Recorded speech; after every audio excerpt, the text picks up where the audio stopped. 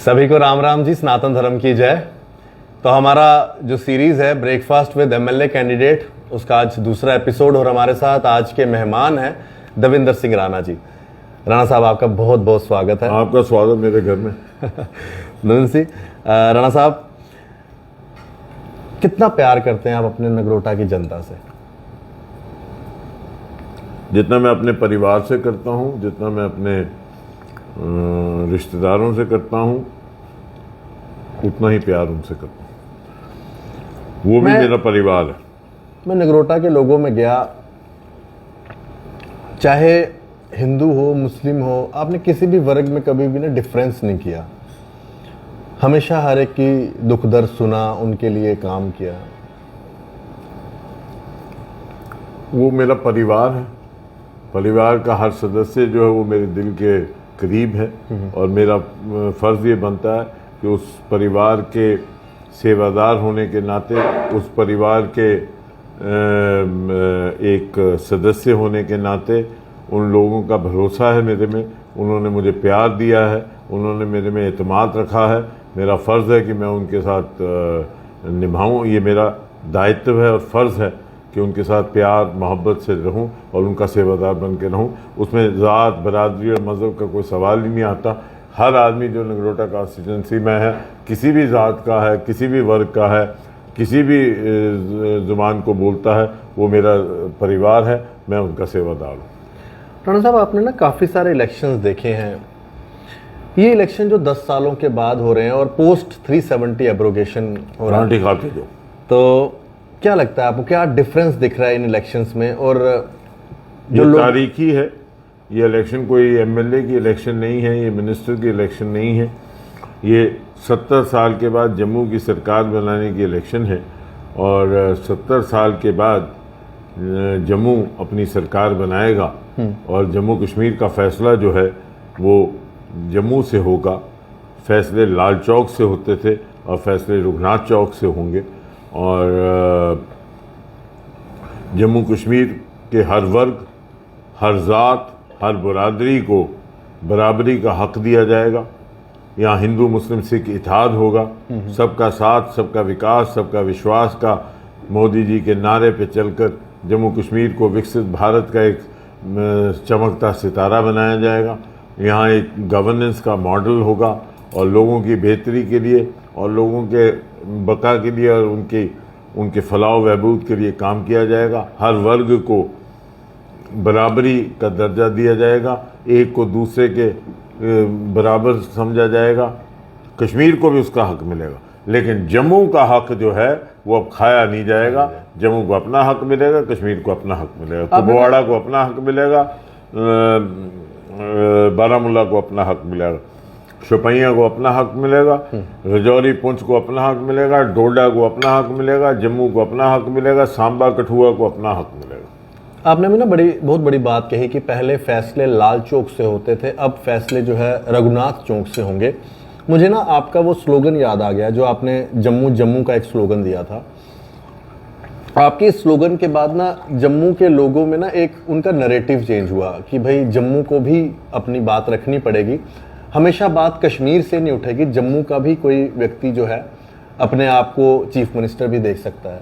मैं जम्मू के का रहने वाला हूँ।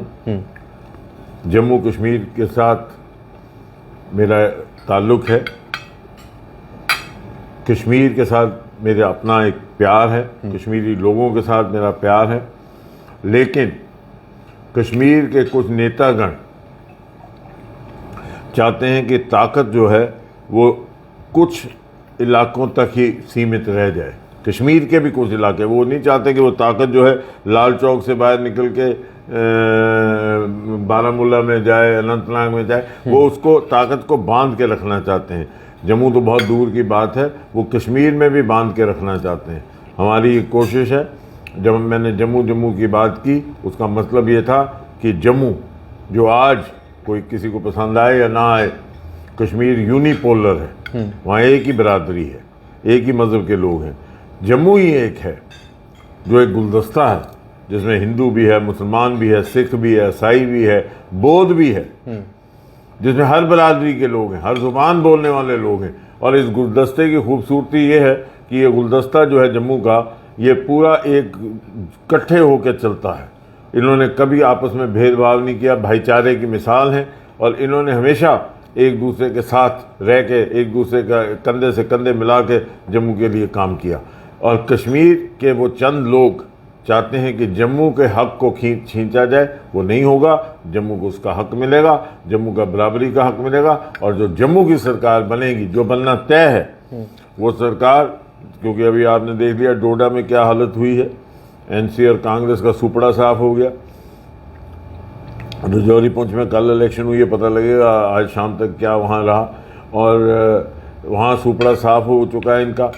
इसलिए यहाँ जम्मू की सरकार बनना तय है। और वो सरकार जो होगी वो इंसाफ की सरकार होगी, वो सब की सरकार होगी। वो हिंदू की होगी, मुसलमान की होगी, सिख की होगी, ईसाई की होगी।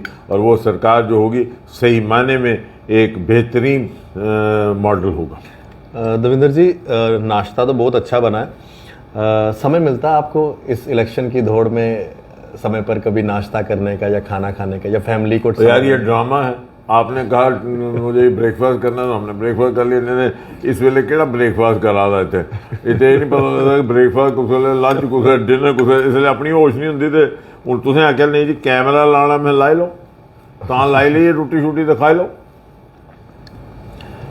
सर, 370 के बाद आप आज का जम्मू कश्मीर किस तरह से देखते हैं? 370 का भी पहले एक जम्मू कश्मीर था और आज का भी जम्मू कश्मीर। जम्मू कश्मीर में बदलाव है, आतंकवाद का खात्मा हुआ, अमन और शांति हुई, लाशों का जो जिन पे सियासत होती थी वो ख़त्म हो गई। तभी तो बौखलाहट है। कोई माँ नहीं चाहती मेरा बच्चा ताबूत में है, कोई माँ नहीं चाहती। कोई माँ चाहती है कि मेरा बच्चे की लाश मेरे जिंदा होते आए? कोई नहीं। कोई हिंदू हो, मुसलमान हो, सिख हो, कोई कश्मीरी हो, कोई जम्मू का डोगरा हो, कोई माँ नहीं चाहती। कोई माँ नहीं है जो चाहती है।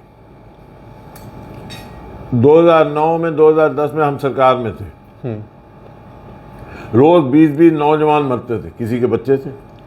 गवर्नमेंट की नहीं चलती थी। मैं आपको बड़ी जिम्मेवारी से कह रहा हूँ, हमारी नहीं चलती थी। रेट ऑफ द गवर्नमेंट थी ही नहीं। हमने सरेंडर किया था। वहाँ गिलानी, मियाँ क्यूम और मीरवाइज साहब सरकार चलाते थे और इशारा होता था पाकिस्तान का।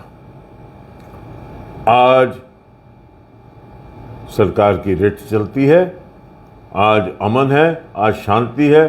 30 साल के जो पाकिस्तान ने यहाँ ड्रामे किए वो ख़त्म हुए। आतंकवाद का बोलबाला आप देखिए, आप यहीं से अंदाजा लगाइए। पाकिस्तान का रक्षा मंत्री कह रहा है कि यहां नेशनल कॉन्फ्रेंस कांग्रेस की सरकार बनेगी, क्योंकि उनको लग रहा है कि उनके मंसूबे चलने के लिए उनको वो चाहिए जो उनकी कठपुतली हो। और ना ही इस बात का खंडन किया एनसी ने, ना ही खंडन किया कांग्रेस ने। इसका मतलब कहीं ना कहीं उनकी पाकिस्तान के साथ ज्यादा गठजोड़ है। आज जम्मू कश्मीर को फैसला करना है कि यहां पाकिस्तान बताएगा कौन सी सरकार बनेगी, या जम्मू कश्मीर के लोग ये फैसला करेंगे कौन सी सरकार बने। आज लोगों को ये फैसला करना है कि क्या पाकिस्तान ये सरकार, ये पाकिस्तानी सरकार होगी या भारतीय सरकार होगी। नरेंद्र भाई मोदी के होते हुए यहाँ पे मेरे भाई पाकिस्तान का कुछ नहीं चलेगा। वो जितनी मर्जी तरले लाने लाई लें, एक बारी को तिरछी नजर करने दिखी है ना मोदी साहब, तो पाकिस्तान लबना नहीं। एनसी और कांग्रेस की अलायंस, आप क्या समझते हैं कि मतलब उन्होंने अलायंस किया है, पहले इन्होंने गुपकार बनाया, फिर गुपकार टूट गया, अब गुपकार का कोई नामो निशान नहीं है। आधे लोग कहीं चले गए, आधे कहीं, अब बच गए हैं एनसी और कांग्रेस। तो इनका कहना है कि हम बीजेपी को यहाँ पर रोकेंगे, जम्मू में भी रोकेंगे, कश्मीर में भी रोकेंगे। बात यह है, मैं बोलता हूँ तो फिर तकलीफ बड़ी होती है। कहते हैं बीजेपी को रोकना है, लेकिन बीजेपी के रोज दरवाजे खटकाते हैं कि हमें मौका दो किसी तरीके, हम आपके हिस्सा बन जाए। 2014 में भी जब इलेक्शन हुई थी, यही कहा था कि रोकना है बीजेपी को। फिर बीजेपी के दरवाजे में नेशनल कॉन्फ्रेंस ने दस्तक दी, उसका खुलासा हमने किया कि नहीं, झूठा है, मक्कार है, धोखेबाज है, लेकिन ये कोई नहीं कहता कि गए नहीं। मैं तो चलो हूं ही झूठा, मैं तो हूं ही मक्कार, जातियात पे उतर आए।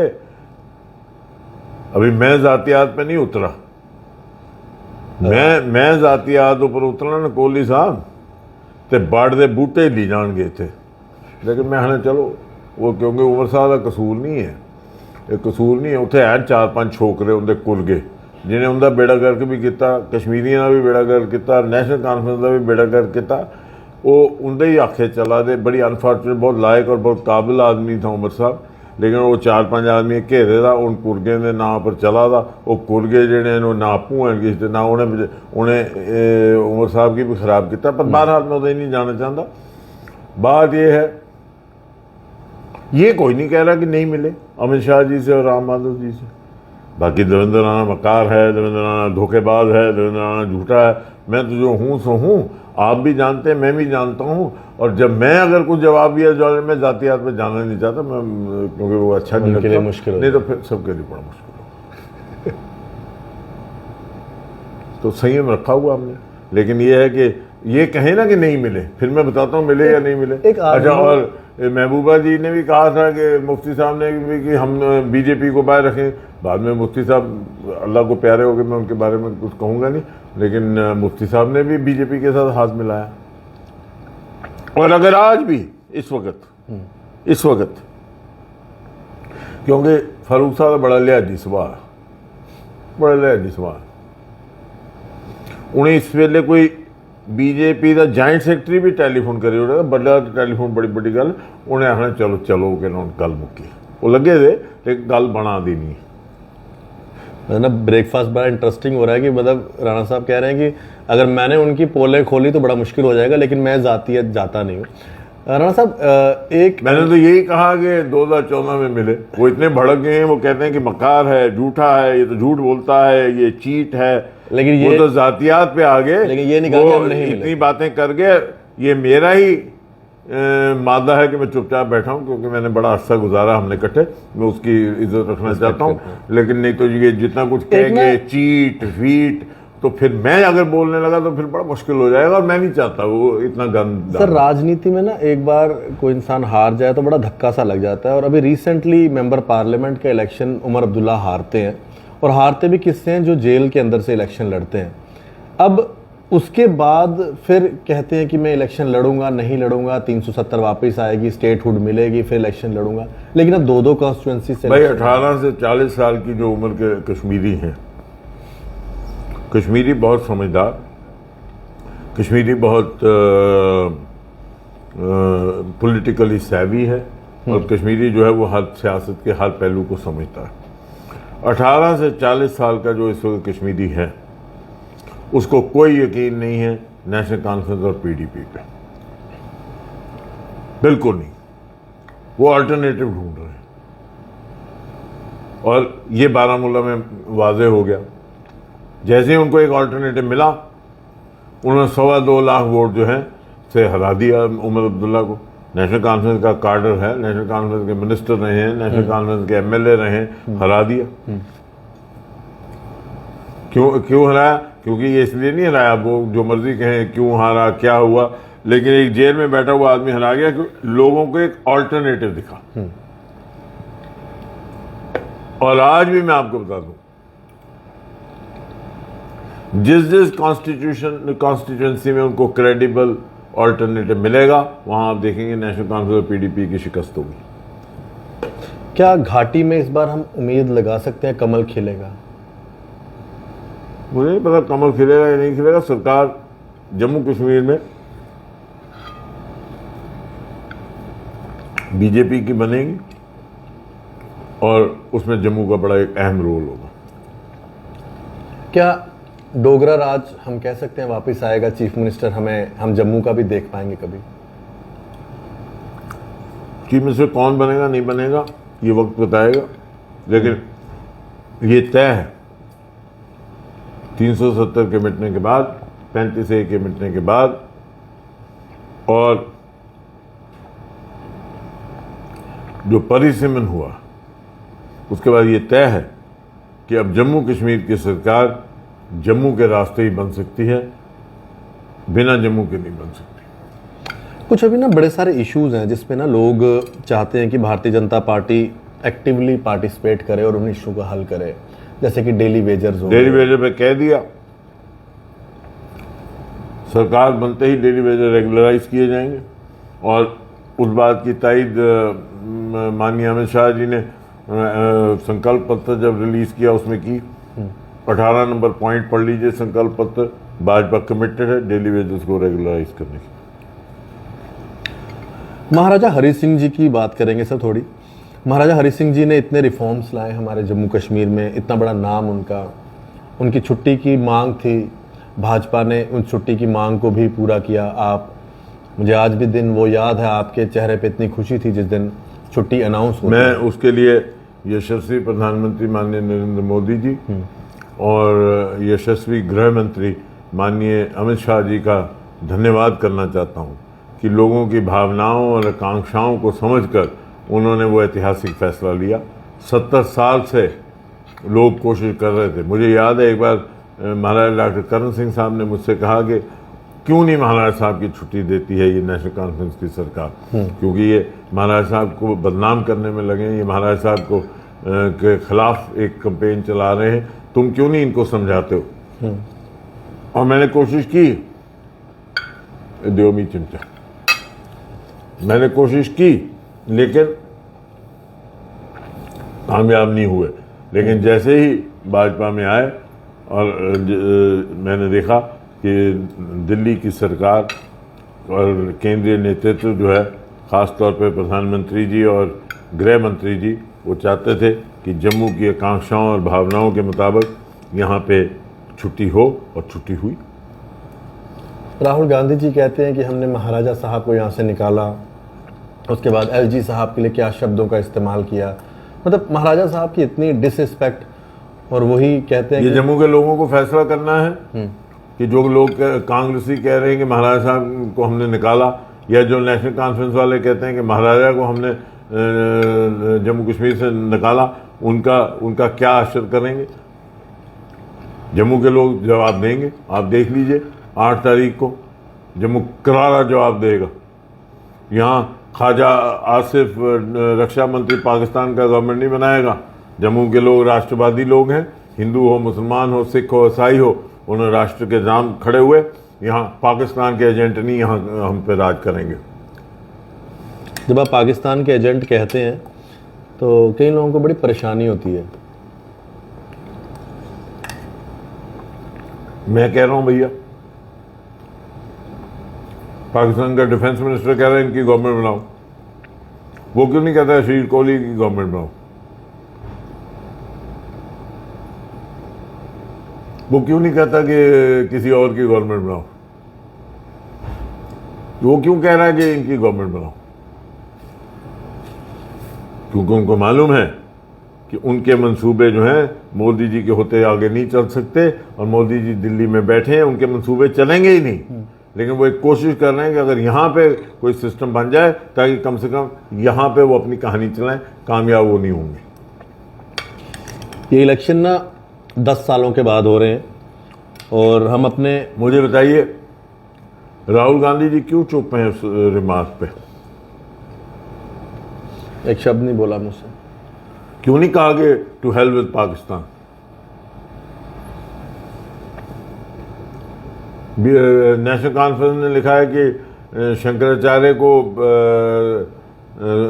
तख्त सुलेमान बनाएंगे नाम, हरी पर्वत को मोए मैदान बनाएंगे, वहाँ हिंदुओं को डरा रहे हैं।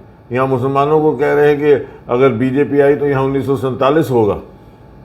कांग्रेस खामोश।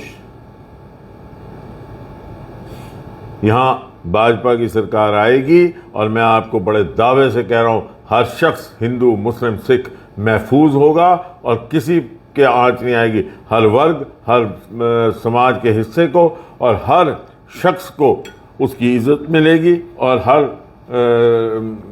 मज़हब के लोगों को उनकी इज्जत मिलेगी। हर मज़हब की इज्जत होगी।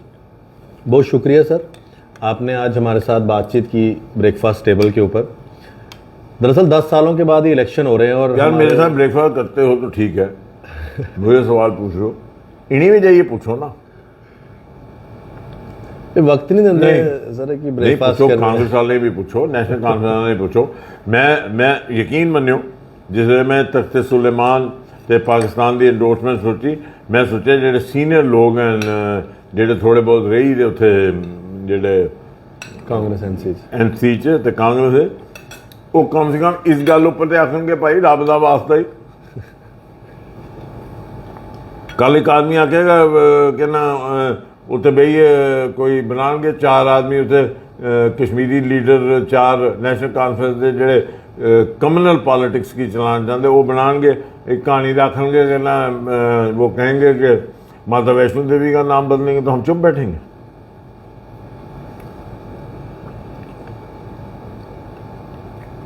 हम भी नेशनल कॉन्फ्रेंस में थे, जम्मू की बात पे अड़े रहे और जम्मू की आवाज़ मैंने कोई 5 अगस्त के बाद नहीं उठाई, पहले भी उठाता है। हाँ नहीं पढ़िए, चिट्ठी है, जम्मू डिक्लेरेशन जो है वो 2019 से 1.5 साल पहले की, क्योंकि मेरा ये मानना है कि जम्मू का हक उसको मिलना चाहिए। ये मेरी कन्विक्शन है कि जम्मू के यहाँ जो एक प्लूरलिस्टिक सोसाइटी है जिसमें हिंदू भी है, मुसलमान भी है, सिख भी है, ईसाई भी है, यही तो सही जम्मू कश्मीर का गुलदस्ता है। इस गुलदस्ते को चमकाने की ज़रूरत है। बहुत शुक्रिया सर। अब ये कहते हैं कि हम रिजर्वेशन जो है दलितों की हटा रहे हैं, गुजर बकरवालों के हटा रहे हैं, ये रत्ती बात नहीं छेड़ सकते। और अब तो अमित शाह जी ने ऐलान भी कर दिया कि जो प्रमोशन है उसमें भी रिजर्वेशन जो कॉन्स्टिट्यूशन में बाबा साहब अम्बेडकर की लिखा है वो भी मिलेगी गुजर बकरवालों को और शेड्यूल कास्ट को। वो अभी तक यहाँ नहीं लागू थी, वो भी लागू हो जाएगी, वो भी होगी। वो कॉन्स्टिट्यूशन का हिस्सा है, उनका कॉन्स्टिट्यूशनल राइट है, उनको कैसे डिप्राइव किया जा सकता है? जो बाबा साहब अम्बेडकर ने लिखा है वो देना है। बहुत शुक्रिया देवेंद्र सिंह राणा जी। देवेंद्र सिंह राणा जी एमएलए कैंडिडेट हैं भारतीय जनता पार्टी से नगरोटा कॉन्स्टिट्यूंसी से, और इनका कहना है कि नगरोटा मेरा परिवार है। क्योंकि मेरा पहला सवाल था कि आप नगरोटा के लोगों से कितना प्यार करते हैं, तो उन्होंने कहा जितना मैं अपने परिवार से प्यार करता हूँ वो मेरा परिवार है, उसमें चाहे हिंदू हो, मुस्लिम हो, कोई भी वर्ग का व्यक्ति हो, वो उनका परिवार है। आप लोगों को ये सीरीज़ कैसी लग रही है आप कमेंट कीजिएगा, और मिलवाते हैं अगले एमएलए कैंडिडेट से ब्रेकफास्ट टेबल के ऊपर। और 1 तारीख को तीसरे चरण के मतदान है, मतदान केंद्रों में ज़रूर जाइए और अपने मतदान का उपयोग करें और एक वो सरकार बनाएं जो राष्ट्र के बारे में सोचे। जो राष्ट्र विरोधी हो उनको थोड़ा दूर ही रखिए, जो राष्ट्र के बारे में सोचे उनके बारे में हमेशा आपके दिल में जगह होनी चाहिए। और देखते रहें जेके मीडिया। धन्यवाद जी, सभी को राम राम, सनातन धर्म की जय।